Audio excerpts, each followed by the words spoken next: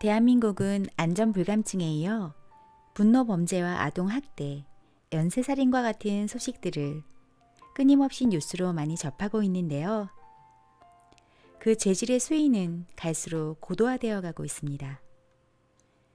연쇄살인범 정두영, 유영철, 정남규, 강호순 이 4명에 이어 33년 만에 전말이 밝혀진 화성 연쇄살인범 이춘재까지 이들이 왜 살인 중독에 걸렸는지 그것이 알고 싶다에서 방영된 전문가들의 의견은 공통되게 이들을 면담하면서 제가 느낀 건 이들이 주장하는 바는 내가 사회에서 배제되어 있다는 배제감이 뿌리 깊게 자리 잡고 있었습니다.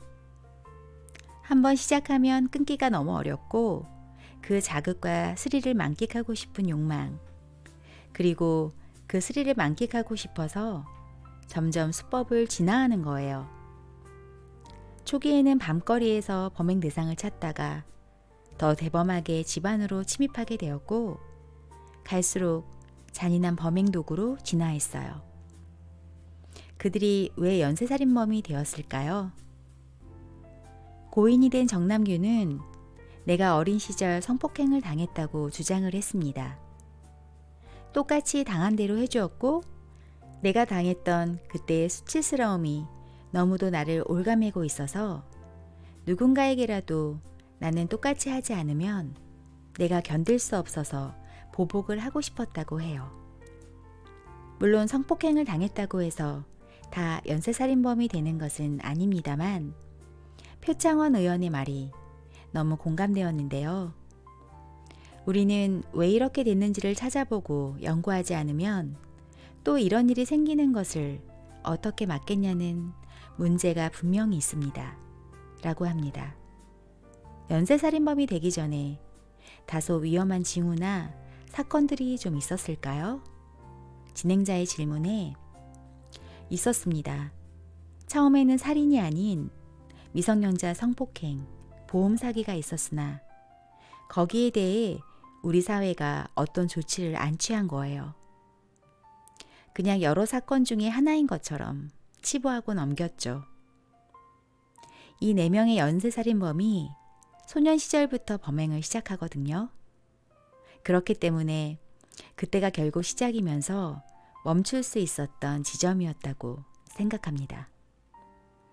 충격적인 사실은 정남규가 연쇄살인을 하기 전에 성폭력으로 공주치료감호소에 갔을 때 내가 그때 치료를 받았으면 괜찮았을 건데 라고 그 당시 상담 의사에게 얘기를 했어요. 내 내면에 어떠한 사람을 죽이고 싶다는 이런 감정이 자꾸 생기고 뭐가 올라옵니다. 라는 얘기를 했는데 그냥 그렇게 넘어갔다는 거예요. 돌봐줘야 할 부모들이 이들을 버렸기 때문에 사회에서 이들을 돌봐주면서 개입을 했어야 했고 그 타이밍을 찾는다면 그건 청소년기라고 전문가는 얘기를 합니다. 범죄를 저지른 곳에 가본 적이 있냐는 질문에 유영철은 굳이 갈 이유가 뭐가 있겠어요? 뉴스에 다 나오고 인터넷에 다 올라오는데 내 발로 갈 이유가 없지 않습니까? 뛰는 놈 위에 나는 놈이 있는 것처럼 수사기법은 고도로 진화되어 가고 있지만 범인 또한 아주 고도의 지능을 발휘하고 있고 범죄의 수법이 상상을 초월하기 때문에 고도로 진화된 수사기법으로도 범인들의 검거가 갈수록 쉽지만은 않다는 것을 의미하겠지요. 그렇다면 사형수들인 이들이 과연 지금은 어떻게 생활하고 있을까요? 유영철은 감옥에서도 팔을 부러뜨리고 좋은 음식은 본인이 다 차지하고 문을 두들기며 나 누군지 몰라? 나 사이코야. 문 열어. 너 하나 죽여도 나는 어차피 사형이야. 자신을 자해하기도 하면서 난동을 부리기도 합니다. 교도관들도 무서워서 방에 못 들어간다고 해요.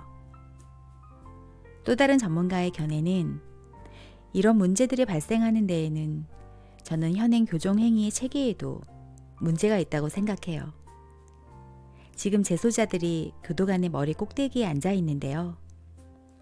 이런 사람들을 원칙대로 집행하고 관리를 하려면 결국에는 교도관들의 재량권이 있어야 되는 거예요. 재소자들이 문제가 있으면 결국은 교도관들이 처벌받는 결과를 초래하게 체계를 만들어 놓으니까 이들이 소나기에서 자유로울 수 없는 거죠. 교정의 습성과 폐해를 일찍 간파한 거죠. 아, 이 사람들이 사고를 두려워하는구나. 오히려 내가 소리를 지르고 상처를 받으면 저 사람들이 징계를 받는구나. 그때부터는 이들은 강자가 되고 교도소들이 교정 공무원들이 약자가 되어버리는 겁니다. 여기서 알 수 있듯이 범죄를 저지르고 감옥에 수감되었으나 여전히 변한 것이 없었습니다.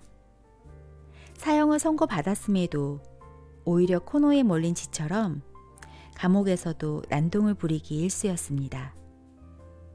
교도관들에게 재량권을 준다면 과연 이들이 순한 양이 될 수 있을까 생각해 보았어요. 어쩌면 감옥에서는 순한 양인 척 할지 몰라도 출소 후 사회에 나와서까지 이어질 수 있을까요? 또한 이들을 사형시킨다고 해서 근본적인 문제가 가라앉을까요? 사형으로 인해 이들은 이번 생에서는 또다시 범죄를 저지를 수 없겠으나 우리가 이 문제를 근본적으로 해결하지 못한다면 후천시대인 지금 우리가 알 수 있게 하기 위해서 더 잔혹한 범죄자로서 제2, 제3의 유형철이 나오겠죠. 2020년 12월 13일은 2008년도에 8세 여아를 대상으로 성범죄를 저지른 조두순의 출소일입니다. 제발 조두순 재심 다시 해서 무기징역으로 해야 합니다. 라는 청와대 청원으로 60만 명 이상이 출소 반대를 하였지요. 현행법상 불가능하다는 청와대의 답변이 있었습니다. 그럼 왜 이렇게 출소를 반대하는 여론이 많았을까요? 당연히 재범을 저지를 우려가 많기 때문입니다. 조두순은 12년을 선고받았으나 너무 과하지 않냐며 스스로 항소하기도 하였고 감옥에서 운동하고 다시 나올 테니까 두고 보자 라는 전혀 반성하지 않은 발언들을 하였기 때문입니다. 국민 청원이 많았던 조두순이 출소로 국민과 피해자가 공포에 떨지 않게 무기징역으로 붙잡아 달라고 청원한 것에 대해 국민들이 알 수 있게 또다시 이슈가 된 이유가 있는데요. 모순을 만져보라는 사회에 던지는 대자연의 또 다른 메시지인 것입니다. 교도소를 가도 범죄자들이 달라질 것 없는 사회에 잘못된 시스템을 점검하여 다잡아라 라는 자연의 메시지입니다. 그로 인해 시스템이 바로잡혀서 출소한 이들을 보면서 국민들의 생각이 이렇게 자리 잡혔다면 어땠을까요? 교도소에서 오랜 시간 동안 인성교육 프로그램과 치료, 체계적으로 교화교육을 잘 받고 나왔는데 또다시 범죄를 저지른다는 건 말이 안 되지 라고 그들과 정부를 신뢰하는 사회이고 이것이 정착된 사회. 교화된 그들이 출소를 하여도 그들을 우리와 다르다는 시선으로 보는 것이 아니라 따뜻하게 사회에서 품어주는 우리들의 자세. 피해자들이 희생이 헛되지 않게 우리는 이 사건들을 토대로 공부를 해야 하며 연구해야 하는데요. 지식인들이 모여 바른 연구를 해야 할 때입니다. 연구를 어떻게 하면 바르게 할 수 있을까 곰곰이 생각해 봤어요. 두 가지 예시를 들어볼게요. 범죄의 형벌인 태형이라는 체벌 제도를 혹시 들어보셨나요? 신체를 때리는 형벌 제도이며 이 태형 제도가 있기 때문에 재범률이 감소했다고 합니다. 공포를 통한 범죄 예방 효과를 내는 것이죠. 태형은 등나무로 된 회초리로 한 대만 맞아도 살이 찢어지고 피가 흐르며 살점이 떨어져 나가기도 하고 형 집행 중 쇼크사도 많다고 해요. 무술 유단자인 집행관이 도움닫기식으로 달려들어서 후려치기 때문에 건장한 남성도 한 대만 맞아도 기절할 만큼 끔찍하게 고통스럽다고 합니다. 대수가 많은 경우에는 죽지 않을 만큼 때린 뒤에 일주일간의 회복 시간을 주고 다시 때리는 식으로 형을 집행하기도 해요. 태영의 체벌 현장이 인터넷에도 고스란히 담겨져 있을 만큼 온 국민이 볼 수 있게 하고 그것을 본 국민들은 후유증이 남는 태영이라는 체벌이 얼마나 고통스러운지 보면서 각성하라는 의미가 담겨져 있지만 태영 체벌에 갖는 폭력성이 반대로 범죄로까지 이어졌다는 보고도 있습니다. 태영의 체벌에 비해 재범률 감소치가 그닥 크지 않다는 보고도 있으며 국제사회의 비난도 만만치 않습니다. 태영과 반대로 범죄율을 줄이고자 영국 법무부에선 특별한 실험을 했습니다. 한 교도소를 실험 장소로 택했는데요. 실험의 이유는 60%가 출소 후 1년 만에 재범을 한다는 정부 통계가 나오면서 예고된 범죄자들의 재범을 사전에 예방하고자 실험을 하게 되었습니다. 공공기관이 재소자의 사회 정착 등을 돕고 있던 민간단체 7곳을 실험 실행자로 삼았습니다. 민간의 힘을 빌려 성과를 얻어냈는데요. 가장 절망적인 순간에 가장 필요한 것이 무엇인지를 파악했습니다.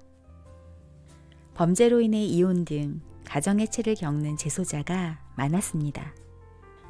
정신질환을 앓는 경우도 많았습니다. 이들에게 맞춤형 지원이 이뤄졌어요. 이혼 가정에서는 경제 지원과 이혼 상담이, 정신질환자에겐 완치를 목표로 한 전문 의료 서비스가 제공됐습니다. 이 실험 결과 참여자들의 재범률은 영국의 다른 출소자보다 9.02%가 낮아졌답니다. 이 실험이 성공을 거두어 전국의 모든 교정시설에 퍼져나가게 돼요. 좀 전에 두 사례를 바탕으로 알게 된 것은 과연 태형으로 재범률을 줄이는 것이 궁극적인 모순을 해결하는 것일까요? 단지 처단의 목적으로 태형 체벌, 사형제도와 같은 공포감으로 범법 행위를 저지하는 것이 아닌 영국 법무부의 실험처럼 정부와 사회에서 관심을 가져주고 다시 설 기회를 마련해주고 그로 인해 범죄자들이 스스로의 의지로 범죄를 저지르지 않게 영국의 사례처럼 지식인들이 신패러다임의 프로그램을 만드는 연구를 하여 연구의 결과로 잘 짜여진 교합 프로그램 진행과 심리치료, 스스로 범죄를 저지르지 않게 인성교육이 뒷받침되는 것이 모순을 바로잡기 위한 바른 연구가 아닐까요? 안전소홀로 갈수록 늘어나는 희생자들, 범죄의 고도화, 이 외에 다른 사회 모순들 또한 바로잡고자 연구하며 노력하는 것이 모순을 보여주는 후천시대에서의 해답인 것이죠. 바로잡기 위해선 많은 데이터가 있어야 하고 각 분야의 전문적인 지식을 갖춘 지식인들이 있어야 하고 정부의 힘과 종교단체와 기업의 경제도 필요합니다. 후천시대 7년 차인 지금 우리는 종교단체도 힘을 갖추었고 정부도 힘을 갖추었고 기업도 힘을 갖추었습니다. 그 힘을 어떻게 갖추었든 2012년 선천시대까지는 상관 않던 대자연이 2013년 후천시대부터는 갖춘 힘을 바르게 쓰지 않는다면 걷어들이는 공사에 들어갔습니다. 왜냐하면 갖고 있는 힘이 국민이 몰아준 피와 땀이기 때문입니다. 걷어들이는 대상에서는 개개인 또한 피해갈 수 없게 됩니다. 그 힘에는 인류 사회의 에너지가 담겨져 있으니 이 힘을 가질 자격이 있고 운영할 자격이 있는지 자연히 시험하는 시대입니다. 대자연은 힘을 갖게 하고 어느 정도 시간을 두고 지켜보는데요. 지식을 가진 자도 가진 자고 사람을 많이 얻은 자도 가진 자며 돈이 많은 자도 가진 자입니다. 가진 자는 의무라는 것이 동반되는데요. 그 의무는 갖지 못한 국민이 못하는 일을 대신하라는 의무인데요.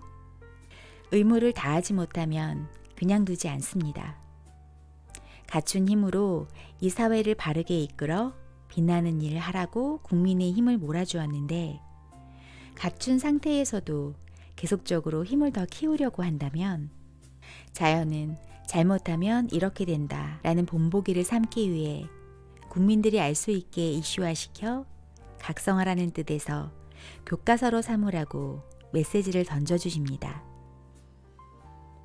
반대로 이 사회와 인류를 위해 필요한 일을 한다면 대자연은 국민을 위해서 더 큰 일을 하라고 더 큰 에너지를 몰아줍니다. 정부, 기업, 종교단체의 힘, 지식인들의 지시, 이 사회를 향한 국민들의 관심이 더해져 하나가 되어 뭉친다면 그 파급력은 상상 그 이상의 결과를 낳게 될 것이며 그로 인해 이 사회는 빛나게 될 거니까요. 그런 날이 올 거라는 희망을 갖고 오늘 수업은 여기서 마치겠습니다. 이 세상의 거대한 학교에서 오늘은 무엇을 공부하게 될지 기대하며 학교 다녀오겠습니다.